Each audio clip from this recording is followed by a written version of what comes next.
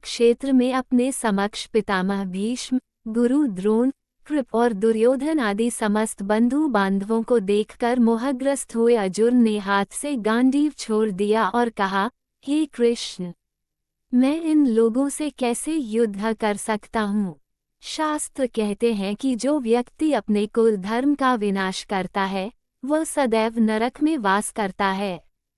कुल का नाश होने पर सनातन कुल परंपरा नष्ट होती है और इस तरह शेष कुल भी अधर्म में प्रवृत्त हो जाता है। माना कि ये लोग लोभ के वश में आकर हमारा अधिकार छीन रहे हैं, पर हम तो लोभी नहीं हैं। हम इनका वध कैसे कर सकते हैं? मैं ये युद्ध नहीं कर सकता माधव। मैं पितामह भीष्म और गुरु द्रोण जैसे पूज्य व्यक्तियों पर बाण कैसे चलाऊंगा? भले दुर्योधन आदि मुझ निहत्थे को मार दें, पर मैं युद्ध नहीं करूंगा। कृष्ण मुस्कुराए। वे अर्जुन के मोह को समझ रहे थे, क्योंकि यह मोह केवल अर्जुन के हृदय में नहीं उपजा था, बल्कि यह मोह समस्त मानव जगत के हृदय में बसता है।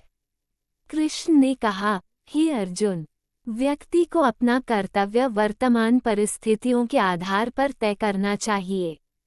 इस युद्धभूमि के बाहर तुम पांडु पुत्र अर्जुन हो, पर युद्धभूमि में तुम केवल और केवल एक सैनिक मात्र हो। यहाँ तुम्हारा एक ही कर्तव्य है, युद्ध। तुम्हारा युद्ध छोड़ना अपने कर्तव्य की अवहेलना है, जिससे बड़ा अधर्म संसार में कोई नहीं। महत्वपूर्ण यह नहीं कि सामने कौन खड़ा है, महत्वपूर्ण बस है कि तुम योद्धा और तुम्हें अपना धर्म निभाना है। कुरुक्षेत्र में खड़ा व्यक्ति यदि सहिष्णु हो जाए तो वह अपने राष्ट्र, धर्म और संस्कृति तीनों के लिए घातक होता है।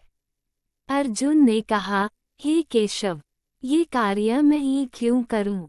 मेरा कर्तव्य इतना कठोर क्यों है कि वह मुझसे मेरे परिजनों का वध कराना चाहता है?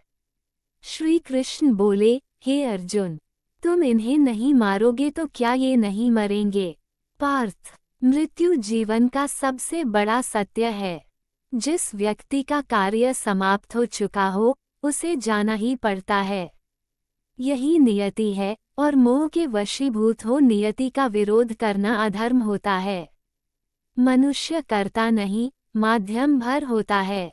जिस तरह तुम्हारी उंगलियों का आदेश पाकर तुम्हारे वाण कार्य करते हैं, उसी तरह परमात्मा का आदेश पाकर तुम कार्य करते हो। इसलिए अपना धर्म निभाओ पार्थ, धर्म निभाओ। श्री कृष्ण कहते हैं, जिस व्यक्ति का कार्य समाप्त हो चुका हो, उसे जाना ही पड़ता है। मोह के वशीभूत हो नियति का विरोध करना अधर्म है।